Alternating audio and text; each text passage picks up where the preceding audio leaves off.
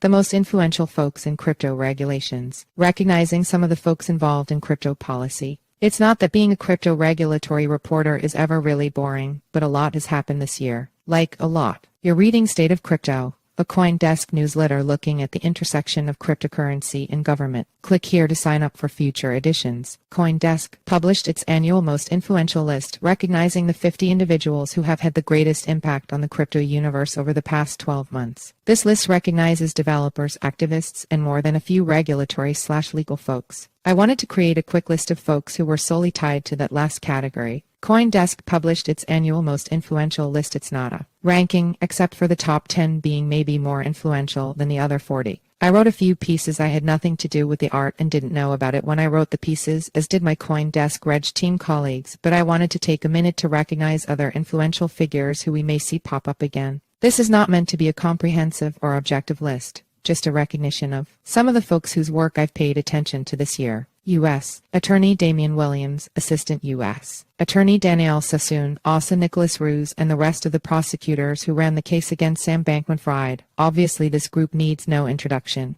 Just last month, they secured a conviction on 7 different counts of fraud and conspiracy against FTX's Sam Bankman-Fried. During a press conference hours after the jury returned its verdict, Williams warned that his team would continue to go after any wrongdoing they found. FTX founder Sam Bankman-Fried. While Bankman-Fried himself hasn't seen much in a crypto regulatory sense this year, the aftermath of his company's collapse still looms large over the broader industry and how both regulators and lawmakers engage with the sector. New York Department of Financial Services Superintendent Adrian Harris. NIFS has been an influential overseer for crypto companies in New York for years, but Harris continues to build out rules for the space. New York Attorney General Letitia James. The NYIAG office has been on the industry's radar since announcing its inquiry into Tether and Bitfinex, but it's brought a lot more suits this year that hint at how James' office might be looking at the space more broadly. Namely, its suits against KuCoin, Gemini, and Digital Currency Group point to an effort to widen the NYIAG authority and oversight over crypto. State regulators, including Joe Rotunda, Amanda Sen, Tung Chan, Clothil the Hewlett, and many, many more. While federal regulators get most of the attention, state regulators have been very active the past few years, including this year, bringing actions against companies like Coinbase. Ripple General Counsel Stuart Alderati. While Ripple CEO Brad Garlinghouse was on CD's official list, I think it's worth noting the legal mind at Ripple who got the company to July's ruling. Grayscale General Counsel Craig Saum and outside counsel Donald Verrilli Jr. Ditto the Grayscale team, which successfully argued that an SEC rejection of its Bitcoin exchange-traded fund conversion application was arbitrary. Commodity Futures Trading Commission Chair Rostin Bainum and Commissioners Kristen Johnson, Caroline Pham, Christy Goldsmith-Romero, and Summer Mersinger. The CFTC doesn't get tagged as a regulator bringing a lot of enforcement actions, but it kind of has, winning, for example, last year's Zuki DAO case. Securities and Exchange Commission Commissioners Hester Peirce, Mark Ietta, Caroline Crenshaw, and James Lizarraga.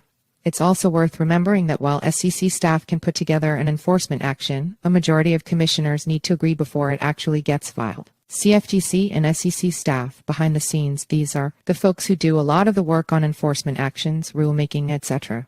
Polygon gave DraftKings multimillion-dollar edge in special staking relationship. DraftKings received millions of dollars worth of Polygon's Matic tokens and earned much more through staking on the network than was disclosed, Danny Nelson reports. BlackRock received $100,000 seed funding for spot Bitcoin ETF. Is a spot Bitcoin ETF happening? Maybe. House's McHenry says he won't seek re-election, costing crypto a top ally. House Financial Services Committee Chair Patrick McHenry RNC said he will not return for another term, though he'll finish his current one. Tuesday, 15 UTC 10. 0 a.m. ET. The House Financial Services Committee held a subcommittee meeting on government entities and innovation.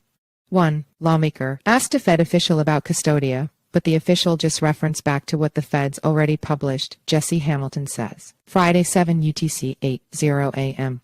Says the European Union Council presidency will move on to Belgium. The Wall Street Journal Dave Michaels at the Journal provides some interesting color on how last month's Binance settlement unfolded, amid a broader analysis of the SEC question. Bloomberg: the IRS is now investigating more crypto-related tax evasion cases than it was a few years ago, when most of its crypto cases were focused on money laundering, an official said. Reuters: Spanish police have arrested Alejandro Caudebanoz, who allegedly recruited Virgil Griffith to speak at a North Korean conference. Griffith is currently serving a roughly 5-year-long Sentence on sanctions violation charges tied to his presentation there. Bloomberg, some of Binance's biggest traders learned about its massive fine to settle U.S. criminal and civil charges learned about it a few months earlier, Bloomberg reported. Federal Reserve. The Federal Reserve's Commercial Bank Examination Manual now includes a section on crypto. If you've got thoughts or questions on what I should discuss next week or any other feedback you'd like to share, feel free to email me at nick@coindesk.com or find me on Twitter at nickheilst. You can also join the group conversation on Telegram. See you all next week.